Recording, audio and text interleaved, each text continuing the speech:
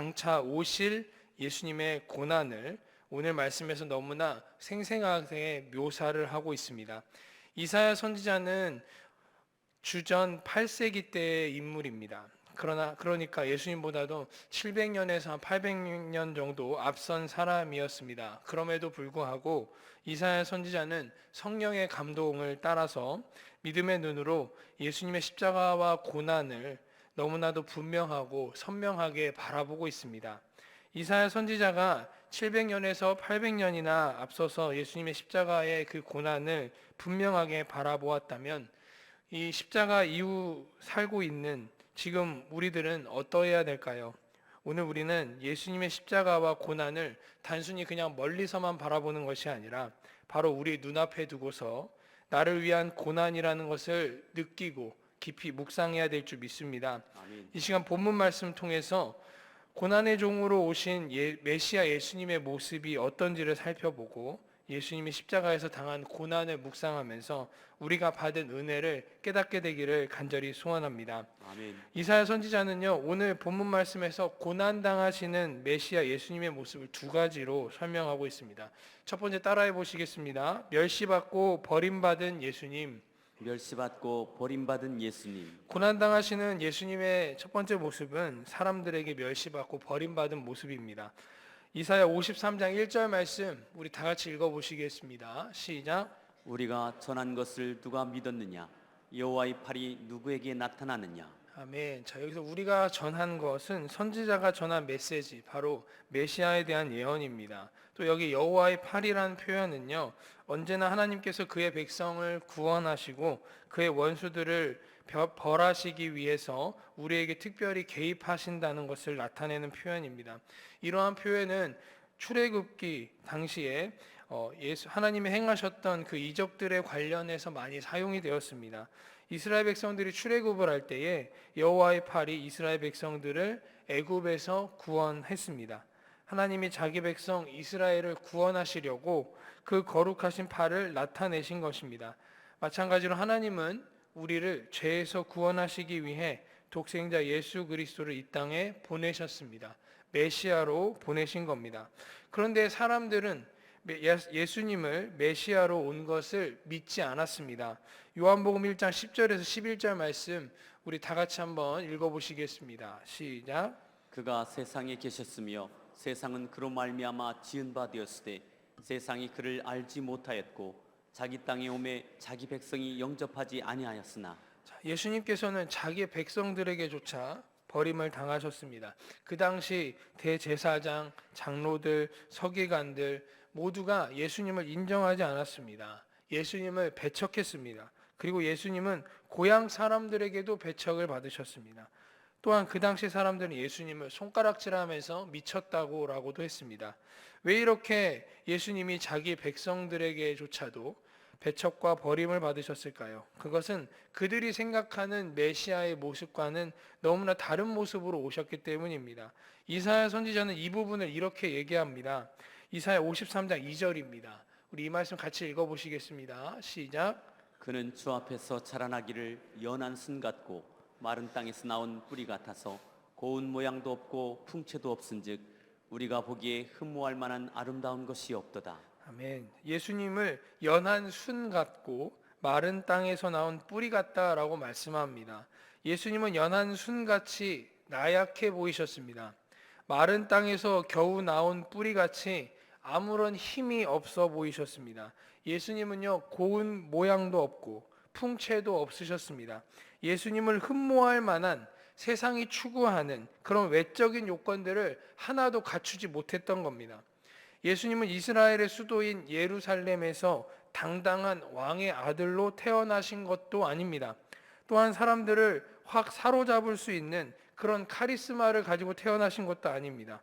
예수님은 시골 베들레헴의 작은 마구간에서 태어나셨습니다. 그리고 이스라엘 사람들이 멸시하고 천대하는 갈릴리 나사렛에서 성장하면서 목수 일을 하셨습니다. 한때 많은 사람들을 이끌기도 하셨지만 결국에는 죄수의 몸으로 고난당하시고 저주의 상징인 십자가에 달려서 끔찍한 죽음을 맞이했습니다. 이러한 모습은 그 당시 사람들인 유대인들이 생각하는 메시아에 대한 기대와는 너무나도 다른 것이었습니다.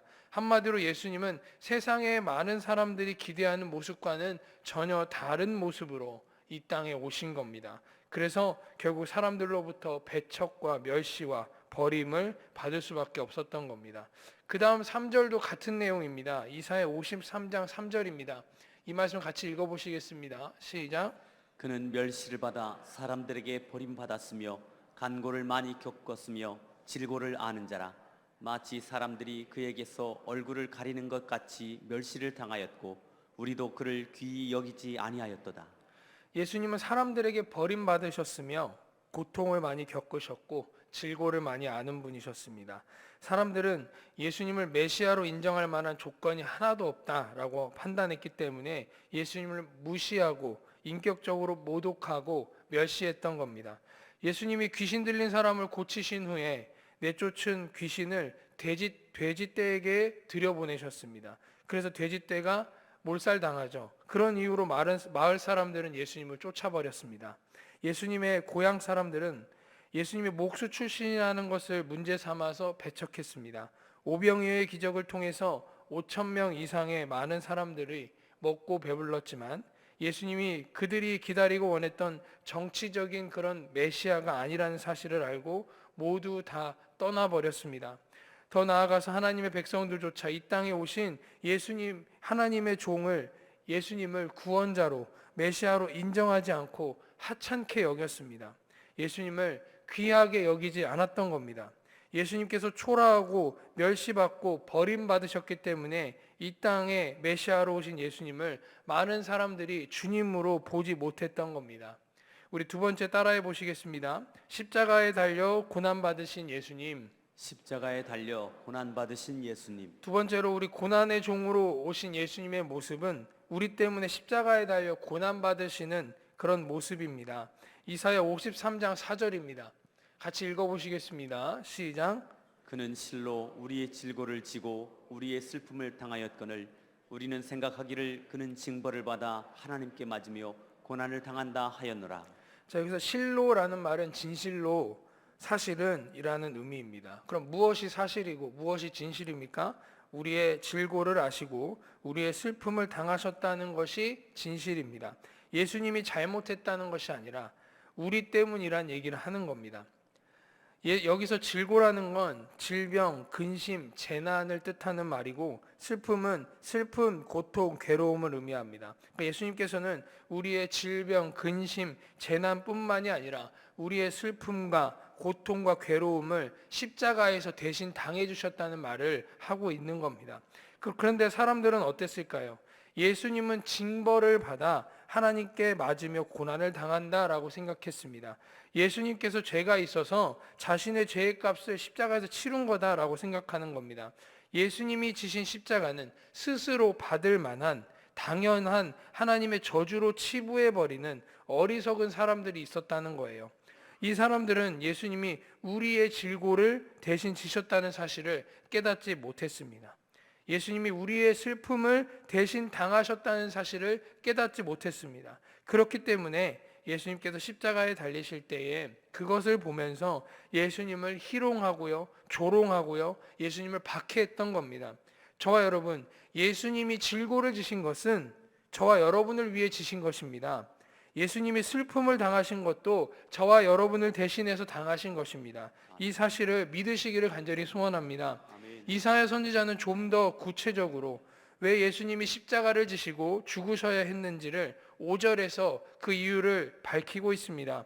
우리 이사야 53장 5절 상반절을 우리 같이 한번 읽어보시겠습니다. 시작. 그가 찔림은 우리의 허물 때문이요 그가 상함은 우리의 죄악 때문이라. 아멘. 저와 여러분, 예수님의 십자가를 한번 생각해 보시기 바랍니다. 우리 위에 십자가를 한번 바라보십시오. 왜 우리 예수님이 찔리셨습니까? 왜 예수님의 이마가 가시 면류관에 찔리셨습니까? 왜 예수님의 손과 발이 굵은 못에 찔리셨습니까? 왜 예수님의 허리가 날카로운 창에 찔리셨습니까? 바로 저와 여러분의 허물 때문입니다. 왜 예수님의 몸과 마음이 상하셨습니까? 바로 저와 여러분의 죄악 때문입니다. 특히 지금 5절 말씀은 예수님의 육체적인 그런 고통이 얼마나 컸는지도 우리에게 보여주고 있어요. 예수님은 도저히 인간의 말로는 형용하기 어려운 그런 고통과 고난을 당하셨습니다.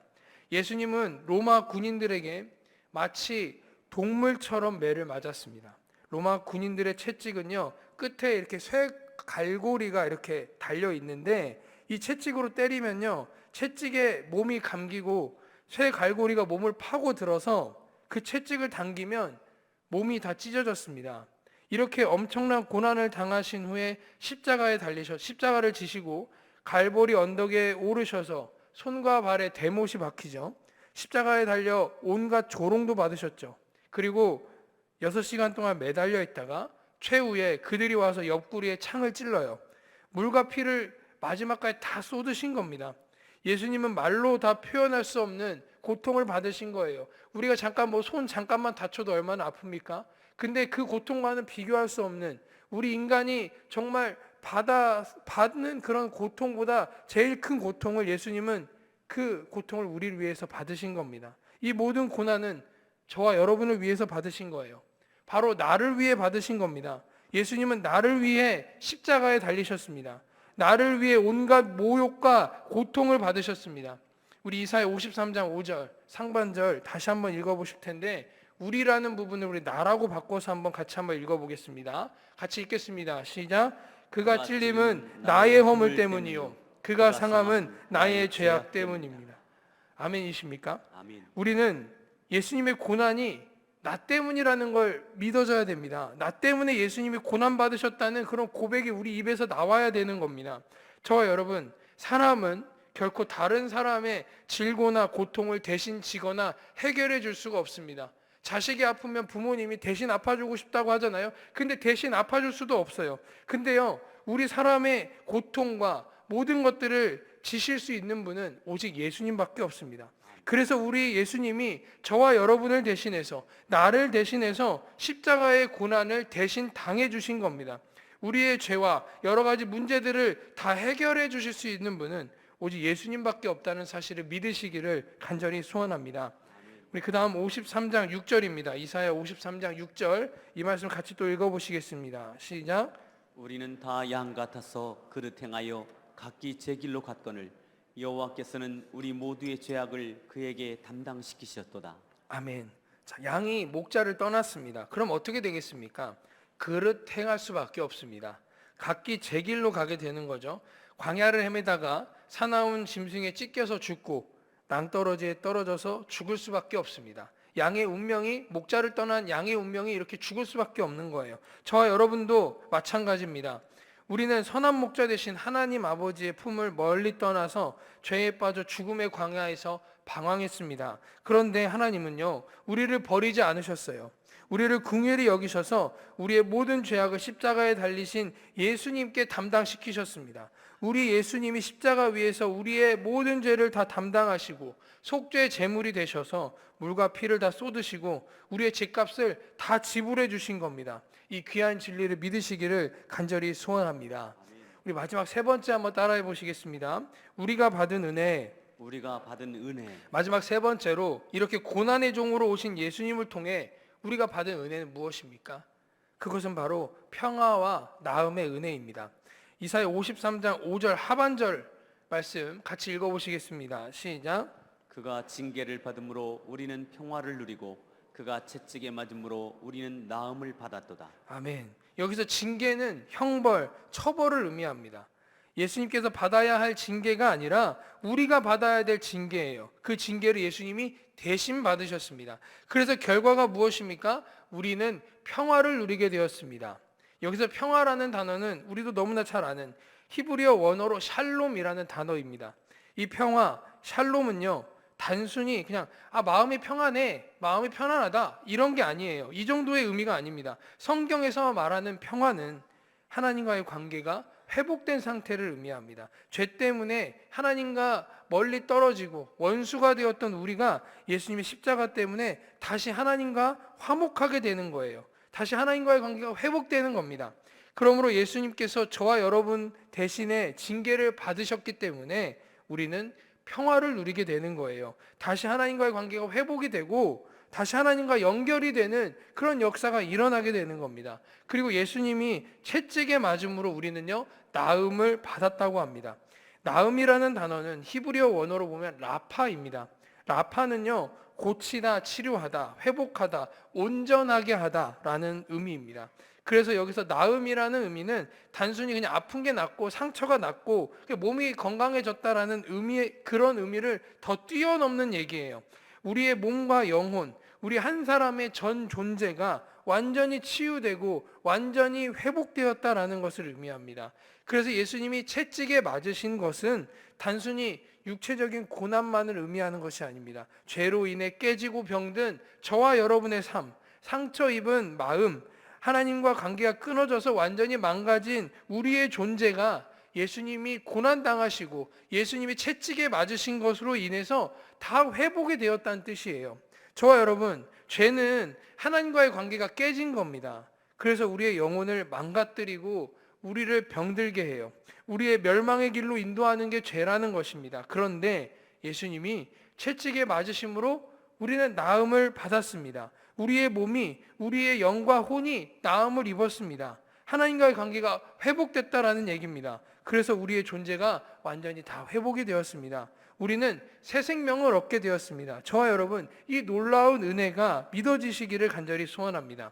우리 이사야 53장 5절 상반절 우리 다시 한번 읽을 텐데 이 부분, 우리 부분을 또 이번에도 나로 바꿔서 한번 같이 한번 읽어보시겠습니다. 시작. 그는 징계를 받음으로 나는 평화를 누리고 그가 채찍에 맞음으로 나는 나음을 받았도다. 아멘이십니까? 아멘. 저와 여러분, 예수님의 고난은 다 그냥 막연하게 온 인류를 위한 고난이 아니라 나를 위한 고난이라고 믿어지셔야 됩니다.